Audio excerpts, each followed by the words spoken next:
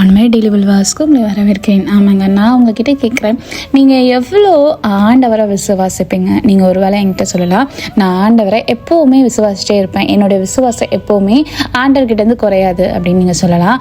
ஆனால் ஏதாவது ஒரு சூழ்நிலை, அதாவது நீங்கள் பயப்படுற மாதிரி ஒரு சூழ்நிலை, உங்கள் வாழ்க்கையே மாறுற மாதிரி ஒரு சூழ்நிலை, அவ்வளோதான் என் வாழ்க்கை முடிஞ்சிடுச்சு அப்படின்னு நினைக்கிற ஒரு சூழ்நிலை, அந்த மாதிரி வரும்போது அப்போவும் நீங்கள் ஆண்டவரை நம்புவீங்களா அப்படின்னு நான் உங்ககிட்ட கேட்டேன்னா ஒரு பெரிய கொஸ்டின் மார்க் தானாங்க.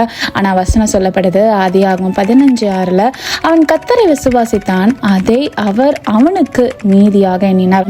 நம்ம வாழ்க்கையில் ஆண்டவருக்கு ஒரு பெரிய சூழ்நிலை, அதாவது மலை போல ஒரு பிரச்சனை உங்கள் வாழ்க்கையில் இருந்தாலும் அந்த பிரச்சனையிலையும் நீங்கள் ஆபிரகாம் போல பரவாயில்ல, இந்த பிரச்சனை வந்தாலும் சரி என் கூட நிற்கிறது ஆண்டவர், நான் இதுக்கு பயப்பட மாட்டேன், அவர் இந்த சூழ்நிலையும் மாற்றி போடுவார் அப்படின்னு சொல்லிட்டு நம்ம யோபு போல எவ்வளோ பெரிய அழிவான ஒரு சூழ்நிலை வந்தாலும் நம்ம தைரியமாக ஆண்டவரை நம்பி நிற்கும் போது அவர் எப்படி பார்ப்பாருன்னா அவருக்கு அவர் நீதியாக பார்ப்பாரு. எவ்வளோ அழகான ஒரு காரியம் இல்லைங்க.